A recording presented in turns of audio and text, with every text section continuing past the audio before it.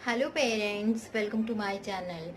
आज मैं बात करूंगी कि बेबी के ऑयल मसाज के लिए ऑयल का चुनाव किस तरीके से करें या फिर कितने टाइम हम लोग उसे मसाज दें, किस तरह से मसाज करनी है। इसकी टेक्निक मैं इससे पहले अपलोड कर चुकी हूँ। एक्चुअली वहाँ पे दो वीडियो अपलोड की गई है क्योंकि अभी मेरा बेबी टू ईयर का हो चुका है और मुझे पहले से ऐसा कुछ दिमाग में नहीं था यूट्यूब वगैरह का। तो पहले मैंने उसका जब मसाज करती थी जब वो छोटा था तो मैंने कोई वीडियो वगैरह नहीं रखा था। तो इसीलिए अभी जब वो 2 साल का हो गया है तो मैंने एक वीडियो डमी के साथ में अपलोड किया था। तो उसमें एक्चुअली मुझे एक पेरेंट ने बोला कि इसमें कुछ समझ में नहीं आ रहा है, तो दोबारा मैंने अपने जो मेरा 2 साल का बेबी है उसके साथ में मैंने अपलोड किया, इसीलिए दो वीडियो हो गए हैं। तो चलिए आज का वीडियो स्टार्ट करते हैं। सबसे पहले बात करूंगी कि बेबी के मसाज के लिए हमें ऑयल किस तरीके से सेलेक्ट करना है। ऑयल सेलेक्ट करने के लिए हमारे पास में 2 या 3 तरीके के ऑयल वगैरह होते हैं। तो वो कौन कौन सा है? ट्रेडिशनली मस्टर्ड ऑयल और कोकोनट ऑयल है, और अब कुछ मार्केट में मिलने वाले अलग अलग तरीके के मसाज ऑयल वगैरह हैं। तो इन्हीं सब में से हमें सेलेक्ट करना है। तो सबसे पहले ध्यान किस बात का रखना है? न्यू बॉर्न बेबी के साथ में हमेशा इस बात का ध्यान रखना है कि बेबी 9 मंथ तक वो वाटर में रहते हैं। जब वो हम स्टमक में रहते हैं तो वो वाटर में रहते हैं, और वो जब बॉर्न हो जाते हैं तो सडनली उनका इन्वायरमेंट एकदम चेंज हो जाता है। तो इसीलिए जो डॉक्टर्स होते हैं वो 1 वीक के बाद या 15 डेज के बाद बेबी के कंडीशन के ऊपर में ऑयल मसाज रिकमेंड करते हैं, क्योंकि बेबी का स्किन अभी तक वाटर में था तो वो बिल्कुल ही अलग था, और अभी वो जो नॉर्मल इन्वायरमेंट में आया है तो इसमें एडजस्ट करने में थोड़ा सा टाइम उसे देना होगा, ताकि हम जब उसके ऊपर ऑयल वगैरह मसाज करें तो किसी तरीके का रिएक्शन उसके स्किन में ना हो जाए और उसे किसी तरीके का डिस्कम्फर्ट ना हो जाए, क्योंकि वो पहले से ही इस इन्वायरमेंट में एडजस्ट करने में लगा होता है। अब न्यूबॉर्न बेबी के साथ में अगर उसकी सारी कंडीशन सही है तो हम लोग 24 आवर्स के बाद में उसका मसाज स्टार्ट कर देते हैं। अगर वो सर्जरी से हुआ है तो फिर उसे 7 डेज के बाद में मसाज करना डॉक्टर रिकमेंड करते हैं। ट्रेडिशनली नॉर्थ इंडिया में लोग मस्टर्ड ऑयल से मसाज करते हैं। जो हमारे बूढ़े बुजुर्ग हैं वो भी मस्टर्ड ऑयल ही रिकमेंड करते हैं। मेरे बेबी के साथ भी 1 वीक के बाद में जब वो घर आ गया था तो मसाज होना स्टार्ट हुआ तो वो मस्टर्ड ऑयल से ही हुआ। मस्टर्ड ऑयल भी अकेला नहीं होता, उसके साथ में गार्लिक या फिर अजवाइन वगैरह मिला दिया जाता है, जिससे कि मस्टर्ड ऑयल तो पहले से ही काफी ज्यादा हार्ड होता है, हम सभी जानते हैं। और उसमें और सारी चीजें एक्स्ट्रा मिला देने के बाद में उसका जो हार्डनेस होता है वो काफी ज्यादा बढ़ जाता है। तो जब मेरे बेबी को मसाज कर रहे थे वो लोग, तो क्या हुआ कि कुछ दिनों के बाद में उसके पूरे स्किन पे रेडनेस आ गई। तो वो लोग, क्योंकि अब ट्रेडिशनली हर कोई उसी से मसाज करते हैं, तो सारे बेबी के साथ में ऐसा हो जाता है। क्योंकि न्यू बॉर्न के साथ में ऐसा होना, अगर हम उसे मस्टर्ड ऑयल से मसाज करें तो ये बहुत ही कॉमन है। अगर किसी को ना हुआ तो वो एक अलग बात है, लेकिन होता ही है। तो मुझे जो मेरी दाई माँ आती थी तो वो उन्होंने बताया कि ये होता ही है, सारे बेबी को होता है और वो ठीक हो जाता है, पर उन्हें पता नहीं है कि ये हुआ क्यों है। तो फिर हम लोग जब ऐसे ही मैंने थोड़ा बहुत रिसर्च करना स्टार्ट किया तो मतलब उसको मुझे ऐसा लगा कि ये ऑयल की वजह से ही है। तो 2-3 दिनों तक मैंने उन लोगों को मना कर दिया कि नहीं, आप मस्टर्ड ऑयल से मसाज मत करो, क्योंकि कोकोनट ऑयल है जो कि मैंने खरीदा था। उस वक्त मुझे उतना पता नहीं था, तो पतंजलि का कोकोनट ऑयल मैं खरीद कर लाती थी, तो उससे मसाज करना स्टार्ट की। तो फिर वो सारी चीजें जो हो गई थी, रेडनेस वगैरह, वो सब ठीक हो गया। तो फिर मुझे समझ में आया कि उसकी जो एलर्जी हो गई थी स्किन की वो ऑयल की वजह से हुई थी, मस्टर्ड ऑयल की वजह से। तो बेबी के लिए कोकोनट ऑयल सबसे ज्यादा बेस्ट है, या फिर बहुत से लोग जो मार्केट से ऑयल मिलता है बेसिकली मसाज के लिए उसे भी लाते हैं। लेकिन ऑयल तो कुछ भी बुरा नहीं है, मसाज तो देना ही है बेबी को, लेकिन आप अपने बेबी को थोड़ा ऑब्जर्व कीजिए। पर जब वो न्यू बॉर्न है तो मैं आपको कोकोनट ऑयल ही रिकमेंड करूंगी। डॉक्टर्स भी कोकोनट ऑयल ही रिकमेंड करते हैं, और वो एलर्जी नहीं होने की वजह से ही किया जाता है। अगर मैं बात करूंगी कोकोनट ऑयल की, तो वो पैरासूट कोकोनट ऑयल जो कि हेयर ऑयल के लिए आता है वो नहीं। जो आपको एडिबल कोकोनट ऑयल आता है, जैसे कि पतंजलि का हो गया या फिर बहुत सारी कंपनी का आता है, जो एक्स्ट्रा वर्जिन कोकोनट ऑयल आता है, आप वो परचेज कर सकते हैं।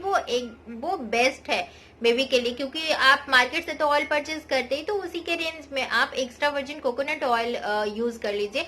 वो बहुत अच्छा है, वो किसी तरह का कोई एलर्जी नहीं देगा। जब मैं कुछ दिनों के लिए कोलकाता गई थी, तो वहां पे बहुत से पेरेंट जो अपार्टमेंट में रहते थे, उन्होंने मुझे बोला कि आप अपने बेबी को मसाज करते हो, क्योंकि ये मतलब मसाज करते हुए बेबी थोड़ा अलग टाइप का दिखता है, और बिना मसाज के बेबी का जो बॉडी होता है वो थोड़ा अलग टाइप का होता है। तो मुझे एक नहीं, कम से कम 4-5 पेरेंट थे जिन्होंने बोला कि आप अपने बेबी को मसाज करते हो क्या, क्योंकि वो जो बहुत छोटा था तो अपना सर वगैरह जो ऐसे झुक जाता, वो सब भी नहीं होता था उसका, बहुत अच्छे से वो अब हैंडल करता था खुद को। तो जब मैंने बोला कि हाँ, तो उन लोगों ने बहुत ज्यादा मतलब एक अलग टाइप का ताज्जुब से बोला कि हम लोगों ने तो अपने बेबी को कभी मसाज नहीं किया है। तो और ज्यादा बातचीत करने के बाद में पता चला कि उनके डॉक्टर ने ही उनको मसाज के लिए मना किया था, क्योंकि वो करना तो स्टार्ट किए, पर उनके स्किन में रेडनेस वगैरह, तो वो लोग क्या करते थे कि मार्केट से लाते थे जो डाबर लाल तेल वगैरह होता है, वो सारी चीजें से स्टार्ट करते न्यू बॉर्न बेबी को। तो उनके स्किन में तो एडजस्टमेंट करना बहुत मुश्किल हो जाता है, क्योंकि उसमें बहुत सारी चीजें मिली हुई होती है। एक चीज आपको बेबी को जब अभी आपको उसे फैमिलियर कराना है, तो एक एक चीज करके आपको उसको एडजस्ट करना है। तो बेस्ट है कोकोनट ऑयल, बहुत ज्यादा बेस्ट है। कुछ दिनों तक, 3 महीने 4 महीने तक आप उसी से मसाज कीजिए। उसके बाद में आप कुछ और चीजें ट्राई करेंगे तो आप देखेंगे कि बेबी के स्किन को उतनी ज्यादा प्रॉब्लम नहीं हो रही, उसे उतनी ज्यादा एलर्जी नहीं हो रही। फिर उसके बाद में आप कोई और भी ऑयल जो भी आपको पसंद हो, आप उस पर स्विच कर सकते हैं। अब मैं बात करूंगी कि कितने बार करना है। तो बेबी का, क्योंकि बेबी हमेशा लेटे हुए रहते हैं, तो उनके बॉडी में पेन होना एक अलग बात है, क्योंकि उस वक्त न्यूबॉर्न बेबी तो करवट वगैरह भी नहीं लेते हैं और वो हमेशा सोते रहते हैं, तो उनको हम गोदी में नहीं सुला सकते, वो सोते रहते बेड में, तो उनके पीठ वगैरह में पेन हो जाता है, ये नॉर्मल सी बात है।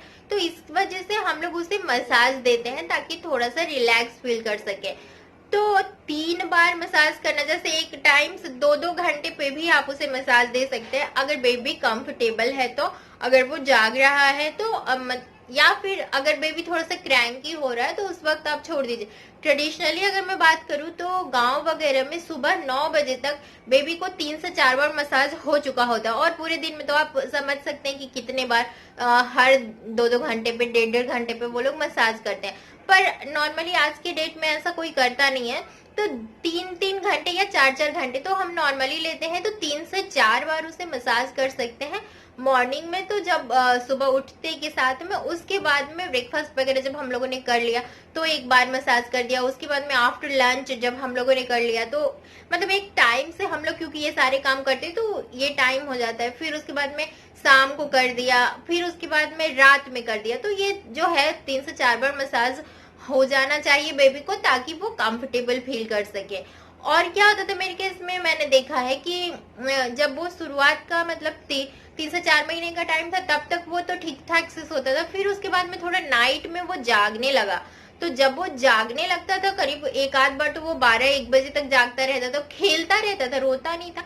तो मुझे समझ नहीं आ रहा था कि आखिर इसको नींद क्यों नहीं आ रही है। तो फिर मैंने एक दिन क्या किया कि ऐसे ही नॉर्मली मैंने सोचा कि मैं उसे मसाज करती हूँ, क्या पता। जैसे ही मैंने उसे मसाज करना स्टार्ट किया, मसाज कंप्लीट होने के बाद में वो तुरंत से सो गया। फिर मुझे पता चल गया कि जब भी वो नहीं सोता तो फिर मैं क्या करती थी कि 10 बजे के बाद तक अगर वो जाग रहा है तो फिर उसके बाद में मैं उसे मसाज कर देती थी और वो आराम से सो जाता था। तो इस तरीके से टेक्निक वर्क करती है। आप अपने बेबी को देखिए और उसके अकॉर्डिंग आप उसे मसाज कर सकते हैं। मैं बात करूंगी कि कोल्ड या कफ में बेबी को मसाज या फिर उसके लिए जो ऑयल का सिलेक्शन होता है वो काफी मायने रखता है, क्योंकि उस वक्त में हम ऑयल, मस्टर्ड ऑयल ज्यादा प्रीफर करते हैं। तो मस्टर्ड ऑयल में अजवाइन, लहसुन वगैरह हम डाल के उसे अच्छे से पकाते हैं, फिर मसाज करते हैं। लेकिन मैंने अपने बेबी के केस में देखा है कि एक बार उससे रनिंग नोज था जब वो छोटा था, तो मुझे बहुत से लोगों ने बोला कि आप ऐसा कर दो, वैसा कर दो, उसके सर में लगा दो, इस तरीके से तेल वगैरह गर्म करके पका के मैंने उसे लगा दिया। वो रात भर नहीं सो पाया, क्योंकि उसका जो कफ था, जो रनिंग नोज था, वो तो जब वो हल्का हल्का पानी के रूप में बाहर आ रहा था तब तो वो पानी बाहर आ रहा था, पर उसे सांस वगैरह लेने में कोई प्रॉब्लम नहीं हो रही थी। लेकिन जैसे ही मैंने उसके सर पे वो ऑयल लगा दिया, चेस्ट में लगा दिया, लेग में जो तलवे में लगा दिया, तो क्या हुआ कि रात में उसका जो सर्दी है वो काफी ज्यादा सूखने लगा, कफ बिल्ड होने लगा और वो सांस नहीं ले पा रहा था। रात में मतलब वो रात भर नहीं सो पाया। फिर बहुत मुश्किल से मतलब मॉर्निंग तक मैंने उसे पट्टी वगैरह किया, तब जाके फिर से मतलब रनिंग नोज स्टार्ट हुआ।